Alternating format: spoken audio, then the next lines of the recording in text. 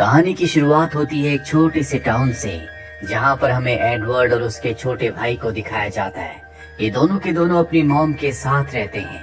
इस टाउन की खास बात ये है कि यहाँ पर पिछली कई सदियों से लोग पारस पत्थर यानी कि फिलोसफर स्टोन बनाने की कोशिश करते हैं, जिससे लोहे को सोने में बदला जा सकता है। साथ ही फिलोसफर स्टोन यानी कि पारस पत्थर के अंदर बहुत शक्तियाँ होती है। एडवर्ड और उसका भाई दोनों अपनी लाइब्रेरी की किताबों से इस विद्या को, इस आर्ट को सीखने की कोशिश करते हैं, जिसे एल्केमी कहा जाता है। एक दिन वो अपने एक्सपेरिमेंट से खिलौना बनाते हैं और अपनी मॉम के पास भाग कर जाते हैं। उनकी मॉम ये देखकर बहुत खुश होती है। वो दोनों को अपने गले से लगा लेती है। जैसे वो वहाँ से जाते हैं, उसे हार्ट अटैक आ जाता है, जिससे उसकी मृत्यु हो जाती है। एडवर्ड और उसका छोटा भाई अपनी मॉम की मृत्यु से बहुत ज्यादा परेशान होते हैं। एडवर्ड अपने भाई से कहता है कि हम एल्केमी के जरिए ट्रांसम्यूटेशन नाम के एक प्रोसेस को कर सकते हैं, जिससे इंसान जिंदा हो जाता है। उसका भाई कहता है कि मैंने इस बारे में सुना है कि इसके बहुत भयानक परिणाम हो सकते हैं, पर एडवर्ड उसे मना लेता है। जिसके बाद ये अपनी लाइब्रेरी की किताबों से उस प्रोसेस को करना शुरू कर देते हैं और जल्द इनके सामने एक बहुत बड़ा बवंडर बन जाता है। एक बड़ा तूफान आ जाता है। ये समझ जाते हैं कि इन्होंने कुछ गड़बड़ की है। उस तूफान में इनका पूरा का पूरा घर नष्ट हो जाता है। 20 साल बीत जाते हैं और अब एडवर्ड बड़ा हो चुका है। वो अपने टाउन में एक मॉन्क का पीछा कर रहा होता है, क्योंकि उसकी उंगली में खास लाल रंग का पत्थर है। एडवर्ड का मानना है कि ये पारस पत्थर है जिसकी उसे जरूरत है, लेकिन उस मॉन्क के अंदर भी बहुत शक्तियाँ होती है। वो अपनी अंगूठी से उसके ऊपर वार करता है, लेकिन अब एडवर्ड भी पूरी तरह से एल्केमी जादू की चीजों को सीख चुका है। वो भी अपने जादू का इस्तेमाल करता है। साथ ही यहाँ पर एक रोबोट भी आ जाता है जो एडवर्ड का साथ दे रहा होता है। एडवर्ड जल्दी मॉन्क तक पहुँच जाता है और जब मॉन्क उसे पंच मार रहा होता है तो एडवर्ड भी उसे पंच मारता है। यहाँ पर हमें पता चलता है कि एडवर्ड का एक हाथ और एक पैर पूरी तरह से रोबोटिक है, इसीलिए उसके हाथ में बहुत ज्यादा ताकत है। मॉन्क की रिंग का वो लाल पत्थर नीचे गिर जाता है, पर इससे पहले कि एडवर्ड उस पत्थर को उठाता, यहाँ पर कर्नल आकर उस पत्थर को उठा लेते हैं और उसे बताते हैं कि तुम इसे पारस पत्थर समझ रहे हो, लेकिन ये पारस पत्थर नहीं है, और उसे अपनी उंगलियों से नष्ट कर देते हैं। जो देखकर एडवर्ड को बहुत दुख होता है, क्योंकि पिछले कई सालों से उसे पारस पत्थर की तलाश है। अब यहाँ पर रोबोट भी आ जाता है जिसने उसकी मदद की थी। दरअसल ये उसका छोटा भाई है, लेकिन ये रोबोट कैसे बन गया और उसे पारस पत्थर की जरूरत क्यों है? कैसे उसका एक हाथ और एक पैर रोबोटिक है? ये उसकी जिंदगी के बहुत बड़े सवाल हैं। यहाँ पर मॉन्क को भी पकड़ लिया गया होता है, लेकिन वो अपने आप को छुड़ाकर भागने में कामयाब हो जाता है। वो भागकर एक कमरे में जाता है जहाँ पर 3 गैंगस्टर्स होते हैं जिनके अंदर मैजिकल पावर है। एक का नाम होता है ग्लटनी। अपने नाम की तरह वो हमेशा खाता रहता है। इनकी जो लीडर है उसका नाम लस्ट है और तीसरी साथी का नाम है एनवी। एनवी किसी का भी रूप धारण कर सकती है। इन तीनों ने ही मॉन्क को किसी खास काम के लिए भेजा था, जिस काम को पूरा नहीं कर पाया, इसीलिए एनवी उसे मार देती है। वहीं घर पर हमें एडवर्ड को दिखाया जाता है जो सोने की कोशिश कर रहा होता है, लेकिन बार बार उसे अपनी 20 साल पुरानी वो घटना याद आ रही होती है, जब वो अपने छोटे भाई के साथ मिलकर अपनी मॉम को जिंदा करने के लिए वो प्रोसेस कर रहा था, जिसके बाद एक बहुत बड़ा तूफान आ गया था। उस तूफान के बाद एडवर्ड के छोटे भाई की मृत्यु हो गई थी और उसका एक पैर कट गया था, लेकिन एडवर्ड अपने भाई की सोल को वापस लाना चाहता था। इसीलिए वो अपनी शक्तियों से, अपने मैजिक से गेट ऑफ ट्रुथ के पास जाता है जहाँ पर गॉड रहते हैं। उनसे कहता है कि मैं अपने भाई की सोल को वापस चाहता हूँ। गॉड कहते हैं कि तुम्हें इसके बदले कुछ न कुछ सेक्रीफाइस करना होगा, और एडवर्ड को अपने भाई को वापस लाने के लिए अपने हाथ को सेक्रीफाइस करना पड़ता है। उसके भाई की सोल वापस आ जाती है, लेकिन उसकी सोल के पास शरीर नहीं है। इसीलिए एडवर्ड ने उसकी सोल को एक रोबोटिक बॉडी के अंदर डाल दिया था जो हमेशा उसके साथ रहता है। वो अपने भाई को किसी भी कीमत पर उसका असली शरीर दिलवाना चाहता है, जिसके लिए उसे पारस पत्थर की जरूरत है। इसीलिए पिछले कई सालों से वो पारस पत्थर की तलाश कर रहा है। एडवर्ड को अतीत की वो यादें हमेशा परेशान करती हैं। अगले दिन कर्नल एडवर्ड को, उसके छोटे भाई को और एडवर्ड की बचपन की एक दोस्त जिसका नाम विनरी है, जो पारस पत्थर ढूंढने में एडवर्ड की मदद करना चाहती है, कर्नल इन तीनों को एक एल्केमिस्ट के पास ले जाते हैं ताकि इन्हें पारस पत्थर की इंफॉर्मेशन मिल सके। वो अल्केमिस्ट बताता है कि पहले मैं गवर्नमेंट के लिए काम किया करता था, लेकिन उन्हें मेरे ऊपर विश्वास नहीं था। मैंने अपने कई सारे फॉर्मूलाज से एक नए पक्षी का आविष्कार किया। वो उन्हें उस पक्षी को भी दिखाता है और बताता है कि मैं अपने ओहदे को वापस हासिल करना चाहता हूँ। एडवर्ड भी उसे अपनी पूरी कहानी सुनाता है और कहता है कि मैं किसी भी कीमत पर पारस पत्थर को हासिल करना चाहता हूँ। अल्केमिस्ट कहता है कि मुझे नहीं पता कि पारस पत्थर इस वक्त कहाँ पर है, लेकिन मैं तुम्हारी मदद जरूर करूँगा। अगले दिन हमें एडवर्ड और विनरी को दिखाया जाता है, जो एक दूसरे शहर में डॉक्टर से मिलने के लिए जाते हैं। डॉक्टर को लगता है कि ये उसके ऊपर हमला करने के लिए आए हैं, इसीलिए वो इन दोनों पर गोलियां चला देता है। एडवर्ड भी अपना बचाव करता है, जिसके चलते डॉक्टर बेहोश हो जाता है। डॉक्टर को जब होश आता है और उसे पता चलता है कि ये दोनों पारस पत्थर की तलाश में यहाँ तक आए हैं, तो वो कहता है कि तुम पारस पत्थर को भूल जाओ। तभी डॉक्टर को एहसास होता है कि खिड़की के बाहर कोई है। वो गोली चलाता है और अगले पल लस्ट अंदर आ जाती है। दरअसल वो इनका पीछा कर रही थी। उसने इनकी सारी बातें सुन ली है।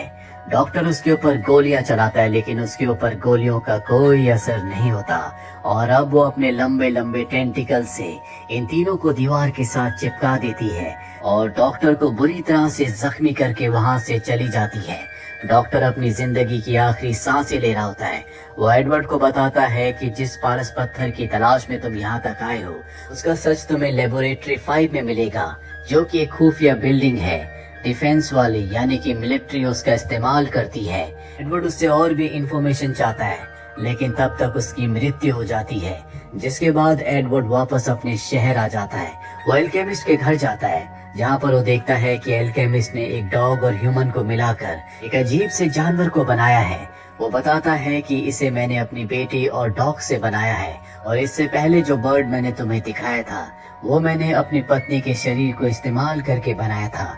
ये सुनकर एडवर्ड को गुस्सा आ जाता है, क्योंकि इस अल्केमिस्ट ने अपने एक्सपेरिमेंट्स के लिए अपनी बेटी, पत्नी और डॉग को मार दिया। वो उसे बहुत बुरी तरह से मारना शुरू कर देता है, लेकिन इससे पहले कि वो उसे जान से मार देता, वहाँ पर एडवर्ड का छोटा भाई आकर उसे रोकता है। अल्केमिस्ट को उसकी पत्नी, बेटी और डॉग को मारने के इल्जाम में जेल भेज दिया जाता है। अब किसी भी कीमत पर एडवर्ड लेबोरेटरी 5 तक पहुंचना चाहता है, लेकिन उसे उसके बारे में कोई इन्फॉर्मेशन नहीं है। किताबों से उसकी इन्फॉर्मेशन निकालने की कोशिश करता है।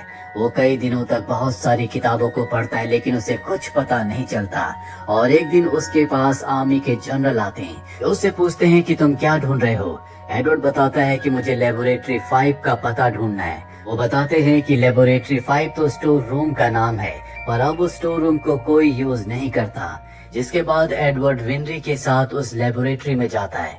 जनरल को शक हो जाता है कि लेबोरेटरी 5 में कुछ न कुछ गड़बड़ है, इसीलिए वो उसे चेक करना शुरू करते हैं। उन्हें पता चलता है कि उस लैब में कोई बहुत बड़े स्केल में ट्रांसम्यूटेशन कर रहा है और अब वो इसकी इंफॉर्मेशन अपने सीनियर्स को देना चाहता है। पर तभी वहाँ पर लस्ट आ जाती है, जो जनरल के ऊपर हमला करती है, लेकिन वो उसके ऊपर हमला करके वहाँ से निकल जाते हैं। वो टेलीफोन बूथ में जाते हैं, जहाँ से वो अपने सीनियर्स को कॉल करना चाहते हैं, लेकिन तभी वहाँ पर कर्नल आकर उसे गोली मार देते हैं। लेकिन ये कर्नल नहीं होते, बल्कि लस्ट के साथ ही एनवी होती है, जो किसी भी इंसान का रूप धारण कर सकती है। और जब वो कर्नल के रूप में जनरल का कत्ल करती है, तो कुछ लोग उसे देख लेते हैं। इस वजह से इल्जाम कर्नल के ऊपर आता है। कर्नल को अरेस्ट कर लिया जाता है और साथ ही एडवर्ड और लेफ्टिनेंट को भी, क्योंकि हमेशा कर्नल के साथ रहा करते थे। लेफ्टिनेंट एडवर्ड को बताती है कि कर्नल के ऊपर जनरल के कत्ल का इल्जाम है, इसीलिए उसे अरेस्ट किया गया है और हम क्योंकि हमेशा उनके साथ रहा करते थे, इसीलिए गवर्नमेंट को शक है कि हम भी उनके साथ मिले हुए हैं। वो बताती है कि अल्केमिस्ट भी जेल से भाग चुका है।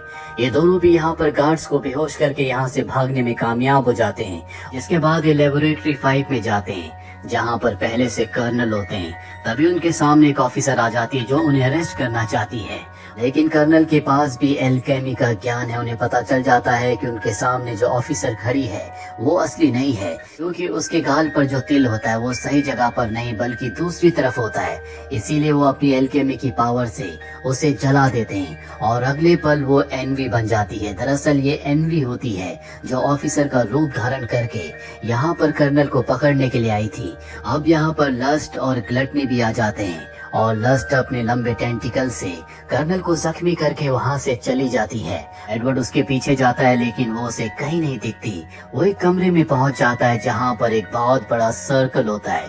ये उसी तरह का सर्कल है जिस सर्कल के चारों तरफ उसने बचपन में अपने भाई के साथ मिलकर अपनी मॉम को जिंदा करने की कोशिश की थी।